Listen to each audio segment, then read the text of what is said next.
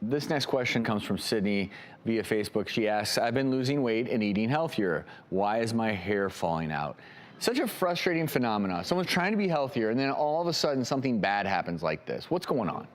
Well, I think when you talk about suddenly losing your hair, that often comes from a shock to the system. So in this case, maybe she's exercising a lot more. It's just a severe physiologic stress. And it has a fancy name because dermatologists love jargon. It's called telogen effluvium. And we see this often, I know, we see this often after childbirth, actually. That's the most common one. But any acute sickness, certainly surgery, in this case, a major shock to her system if she's changed all her ways. And the reason for it is because at any given time, any one hair on your head is actually either growing, resting, or being shed. That's the normal hair growth cycle. But when you shock your system like this, you sort of redirect the circulation to the follicles, you really interrupt that normal cycle, you're gonna prematurely shed all those hair. They're gonna be put into that cycle really quickly. And the thing to reassure people about this is it's never permanent and it's never scarring if that's the cause of it. So it usually runs about a 4 to 6 month cycle. If anyone's ever had this after childbirth, they know you get these baby fine hairs and they grow back, but it can be incredibly stressful and really frustrating, like you said, because a lot of times you'll get this after new medication or after new workout regimen where you're trying to do everything right. And then you feel like things are going downhill. But we don't know exactly what she's doing. Is she getting enough calories? Is she getting enough protein? Because we know that if you really are subjecting your body to extremes, we see that in people with eating disorders.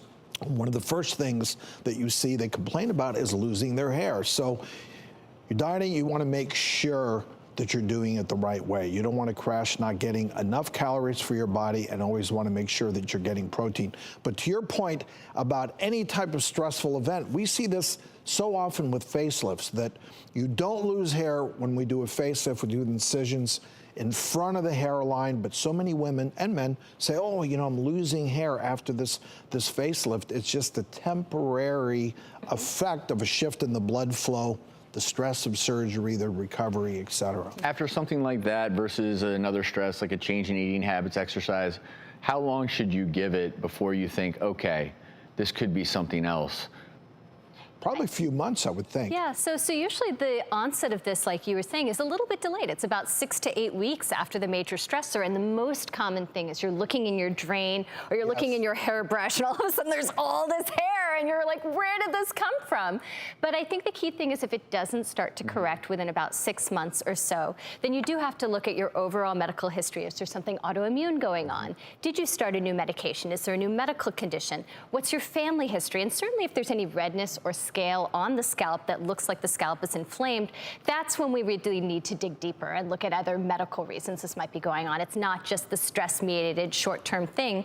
But in the meantime, if you are going through this, like you said, make sure you're having enough protein, that you can support the keratin of the follicles. Make sure you're taking enough zinc. That's another one that really helps in terms of follicular health.